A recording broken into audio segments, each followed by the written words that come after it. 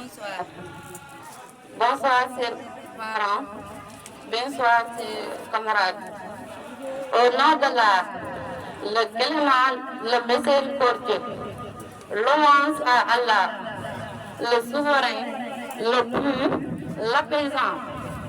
Rien ne lui ressemble. Et c'est lui l'attendant, le voyant et le savant. Je le loue, gloire et pureté à lui de ce qu'il nous a donné, de bienfaits parmi lesquels la ferveur de la jeunesse. Prière et salut sur son prophète, notre sauveur, Mohammed fils d'Abdallah, porteur de la félicité, de la charia qui nous apprend le licite et le illicite.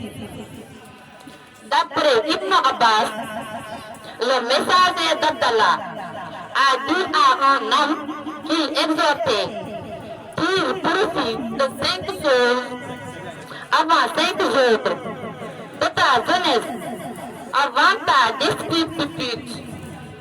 Dans une de ses allocutions, le chef Ibrahim, fils d'Abdallah Niass, vicaire de son Seigneur, déclarait: chers jeunes, je vous remercie de vos brillantes allocutions. En avant,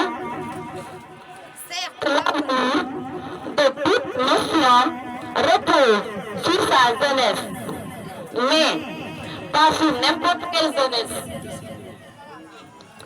Si les jeunes cultivés et doués de caractère noble et d'ambition élevée, une jeunesse sans culture et sans caractère noble est comme une arbre stérile. Appliquez-vous sérieusement et persévérez dans la quête du savoir.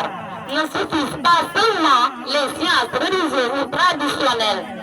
Joignez-vous à ce dont les préoccupations s'élèvent vers la découverte des secrets de l'univers.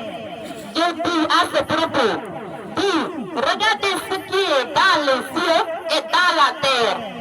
N'ont-ils pas considéré le royaume des cieux et de la terre et toutes choses que Dieu a créées? À l'occasion de ces rencontres, il est important de réitérer cet appel à une jeunesse prête à endosser la force de l'humanité, assumée selon les enseignements du prophète Mohammed sallallahu alayhi wa sallam.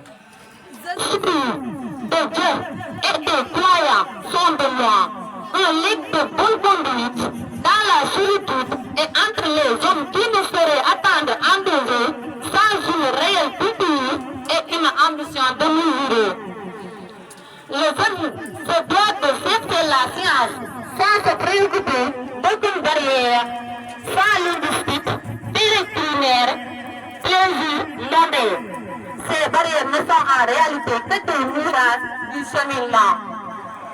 Par ailleurs, c'est l'opinion des philosophes que de croire que la science abstraite seule suffit et qu'ils peuvent, les philosophes, se passer d'agir.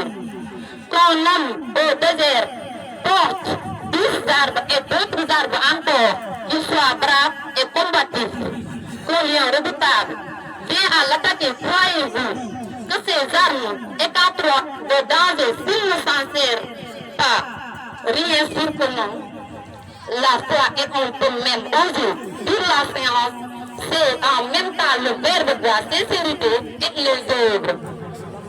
Tant que la culture, la science ne nous n'aura pas guidé vers la rectitude, c'est qu'elle n'aura servi à rien et qu'elle ne serait bonne qu'à flatter l'ego du savant. C'est les sciences religieuses pour pouvoir t'acquitter correctement des obligations qui t'incombent sur ta personne et sur la société, mais en réalité, pour avoir la retour et la différence dans la sainte présence, car en réalité, parmi ces serviteurs, pour les savants, croyez Allah. Cherchez les sciences traditionnelles pour, comme le disait le poète noir, ne peut rater le rendez-vous du donner et du recevoir.